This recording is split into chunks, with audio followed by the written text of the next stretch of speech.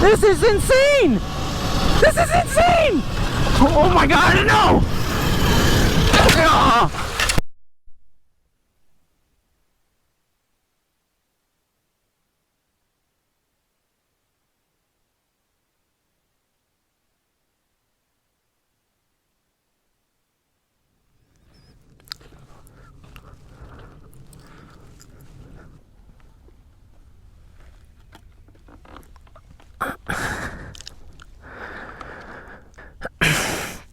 It's been 5 days, yeah, since the crash, and I'm still concussed. So I have a little list here of what I want to talk about.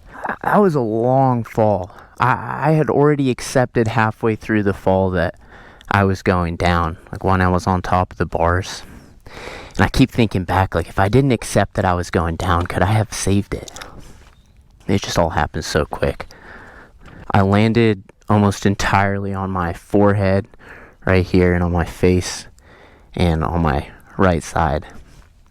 It's the hardest I've ever hit my head, and it was right in the part of my helmet. It's an old helmet where there's not that much padding left, so it actually broke the skin even through the helmet on my forehead. I can't post a photo of it, but it looks something like this on my forehead. I absolutely destroyed both of my knees, and both the impact and the road rash on the knees was pretty devastating. But I'm able to walk and they're not broken. Decent bit taken out of my left hand, and just the entire right side of me, all of it, road rashed and purple, bruised. I've got road rash from the knee, the hip, all on my back. It was probably the dirtiest, nastiest, worst place to shred your skin off is Skid Row, where that happened. So I've just been paranoid about being infected ever since. And I was sitting there on the sidewalk, all I could smell was piss and and I because I hit my head, it made me want to throw up so bad. I drove Ultra Rider home, barely. I was concussed. And I got it straight into the shower when I got home. And it was the most painful shower I've ever taken in my life, by far. Excruciating pain on fresh road rash to put soap and water on it. And I was yelling in the shower, like the most I've ever yelled in pain in my life. But you're in a shower, so like that noise is bouncing back at you. And I'm concussed, so I'm screaming at the top of my lungs in the shower, and like the noise is giving me even worse of a headache. I was just I'm almost passed out in the shower from that. I've broken bones, I've had surgeries. The road rash is something else. And it's frustrating because if I wasn't filming a video, the first time it goes throttled and I almost went through that red light. I mean, if I wasn't filming a video, I would have gotten right off the bike, loaded it up in the truck, and never ridden it again. But because I'm filming the video, I'm tuning it, I'm getting back on the bike. And then the second time it's happening, again, if I wasn't filming, I would have kept my hands on the bars. I would have turned the bike off. But because I'm making a video, I'm taking my hands off the bars. I'm showing, hey, this thing's throttling on its own. So it's just frustrating that because I was filming this video is the reason that this happened. This would not have happened if I wasn't filming. And this just is like a common thing for me. I feel like I'm always the guinea pig. You know, it just comes with reviewing new stuff, testing new stuff. You're kind of like a test rat, and usually the worst that happens is like it's a new bike, you know, the brakes are new and I'll loop it. That happens all the time. And it really reminds me that you can have all the money, you can have all the bikes, you can have everything in the world and still have a ton of issues and worries. But when your health becomes an issue, nothing else matters. They say a healthy man has 100 problems and a sick man has one. As like ridiculously obvious as that sounds, when you're put in a position like I've been in the last 5 days, it's all you can think about is, man, I had it so good and I didn't even appreciate the health until it's taken away. Jim always says, you know, we ride today so that we can ride tomorrow. And yeah, he's spot on. With a concussion, I mean, it's an invisible injury, and the last time I got a concussion was 3 years ago on the Stomp 2.0. I crashed into that bush, and I didn't know anything about concussions. I didn't give myself any time to heal, and that concussion lasted over 3 weeks. It was brutal. So this time when I knew I was concussed, even worse than the last time, I said, okay, I'm going to do it right, and I'm going to just lock myself in a dark room for the last 5 days. This is the most time I've taken off in my entire career, the last 5 days. I have never taken 5 days in a row off for the last 6 years. You know, posting one video every Saturday.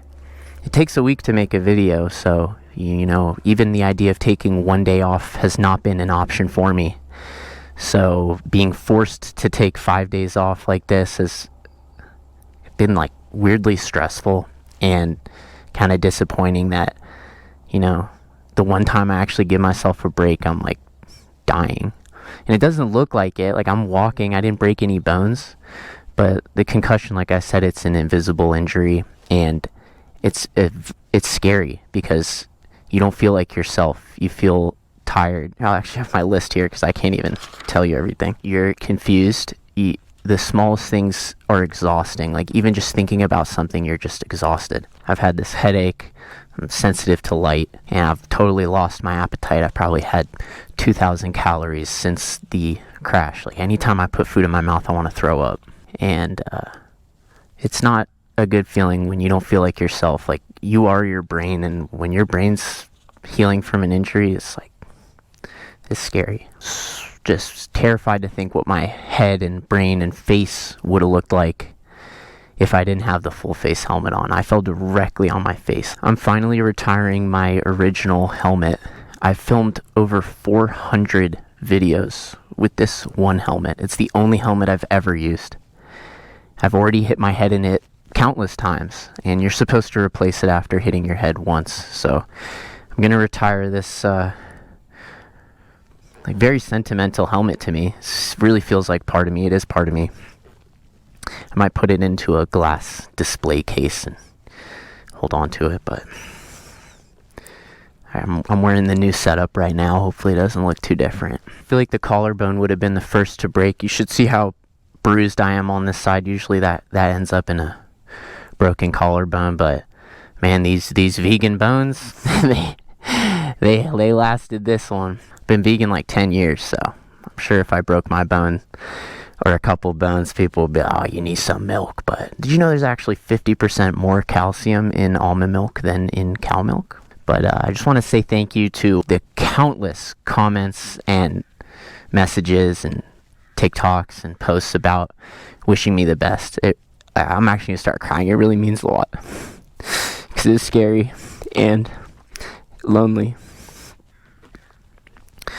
recovering from this, and I really appreciate that. I just need some time to recover from the concussion, the road rashes, whatever.